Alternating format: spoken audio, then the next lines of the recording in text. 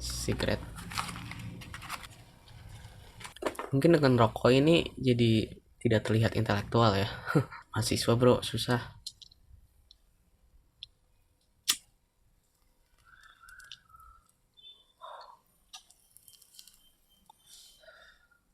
Jadi welcome back to YouTube. Kayaknya aku udah menghabiskan waktu, atau kayak tunggu ya, aku ingin lihat terakhir aku upload itu tahun berapa ya.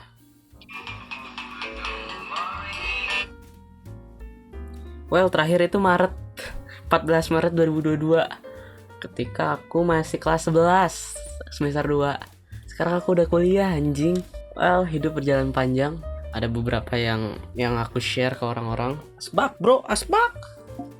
Ada beberapa yang aku share ke orang-orang, ada beberapa yang aku keep with myself, and ada beberapa yang aku tuangin di cerita, ada yang beberapa yang aku tuangin ke beberapa aku tuangin ke musik dan tulisan. Well, entah kenapa aku kepikiran untuk nge-YouTube lagi, karena sebenarnya udah dari sebelumnya, tapi sebelumnya itu ingin ngebahas secara geopolitik seperti dulu lagi. Tapi sekarang aku kepikiran buat ya personal life aja, karena setelah aku bikin video kemarin tentang buat beasiswa Malaka, kayak somehow I just think about, well, this kind of fun with making all these video things. Terus aku lihat Ferry Irwandi dan Malaka dan Coki Pardede dan semacamnya gitu, kayak melihat they share all the memories and all they do in their life, and somehow it's just kinda interesting, right? Dan kali ini aku udah mulai mikir bahwa aku bakal buat segmen atau series di YouTube tentang bagaimana aku menyampaikan keluh kesah atau cerita dalam hidupku, atau maksudnya benar-benar pikiran bebas gimana aku ingin menyampaikan sesuatu tentang apa yang aku udah alami aja. Kayak ini spill aja ya. Aku yang cerita tentang dalam buku Tan Malaka pernah mengatakan idealisme adalah kemewahan terakhir anak muda. Mungkin setelah episode ini kita bakal cerita tentang itu. Lalu ada cerita tentang jatuh hati, patah hati, dan perkembangan diri. Anjing, keren pisan lah. Paling 2 itu dulu. Selanjutnya ya, 2 topik itu yang bakal aku ceritakan. Aku akan balut ini dengan cara elegan, maksudnya mungkin berdasarkan data, atau berdasarkan metafora, atau berdasarkan sastra dan filsafat, dan aku ambil referensinya. Kalau malas ya juga cerita doang. Kayak mudah-mudahan aku bisa nekunin ini mungkin seminggu sekali atau 2 minggu sekali, kalau nggak hectic as fuck as a student in college. Fuck. Mungkin series ini aku bakal kasih nama Romantik Hidup. Kenapa Romantik Hidup? Karena dalam jurnal aku, bukan jurnal harian sih, kayak peristiwa yang harus ditulis dalam jurnal itu masuk ke jurnal pribadi aku yang namanya Romantik Hidup.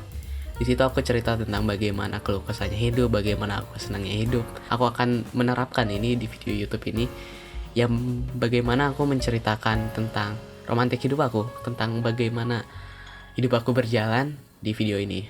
Oke, let's start Romantik Hidup. Bukan, intronya harus gini ya. Oke, let's start Romantik Hidup Part 1, Jujur Padanya.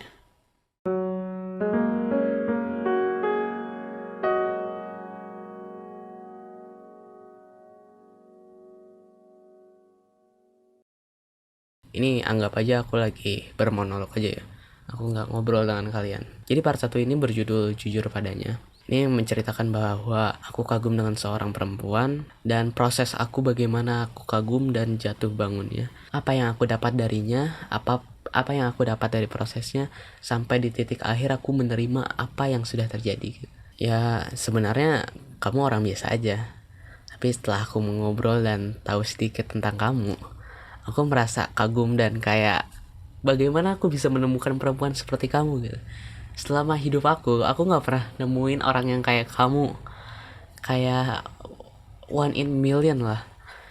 Kayak somehow you have the same taste like me, you just like me, but you are a girl, and somehow you just put magic on me, just like, oh, I'm in love with this girl so much.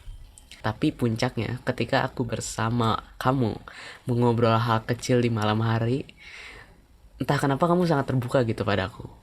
Kayak mengatakan semua yang kamu pikirkan dengan tulus dan murni tanpa dibuat-buat. Benar-benar tanpa keraguan aja gitu ngobrol itu. Kayak, what? Did you tell me about your secret, Dad? that not many people know about this, and why you choose me to know that? Like somehow it just fuck, it just aku hanya pikir kayak, wow, bolehkah seterbuka ini? Kayak, oh berarti dia milih aku ya. Kayak banyak pikiran-pikiran kayak, wow. Tapi seiring berjalannya waktu, mungkin kita punya kesibukan masing-masing, sehingga kita jarang ketemu lagi nih. Ketika masing-masing itu, kamu dan aku menjalani banyak hal dan bertemu banyak orang. Mungkin menurut kamu, aku tidak lagi spesial, dan terkadang juga kamu melupakanku. Jadi aku rasa kayak, mungkin karena awal kuliah dan kita tidak saling mengenal banyak orang, mungkin satu-satunya orang yang bisa kamu hubungi itu adalah aku dan sebaliknya. Tapi seiring berjalannya waktu, aku gak nemuin orang yang sama seperti kamu gitu. Dan aku tetap di titik yang sama, bahwa aku benar-benar kagum gitu sama orang ini. Kayak somehow it just, aku gak bisa ya nggak bisa pergi aja gitu untuk kayak gitu. Fuck, aku nggak punya kata-kata yang pas untuk mendeskripsiin hal itu. Honestly, I'm in love with this girl so much. Dan setelah itu ya aku melanjutkan hidup. Aku bertemu dan mencoba mengenal beberapa orang. Aku belajar tentang datang dan pergi. Sampai kesimpulannya aku belajar tentang penerimaan. Lalu ceritanya berlanjut pada orang selanjutnya, pada perempuan selanjutnya. Beberapa waktu setelahnya, aku bertemu perempuan lainnya. Dia cantik, terbuka, dan baik. Agak mirip sama orang pertama, tapi kayak beda aja rasanya. Awalnya aku sangat kagum gitu, sampai aku merasa mungkin perlakuannya dia kepada aku seperti ini, mungkin dia anggap aku orang spesial untuknya. Tapi ya aku kira perlakuan spesialnya hanya untukku gitu. Beberapa saat kemudian dia membawa teman laki-lakinya, dan ternyata perlakuan dia padaku itu tidak ada apa-apanya. Dia lakukan hal yang sama, bahkan lebih pada orang ini.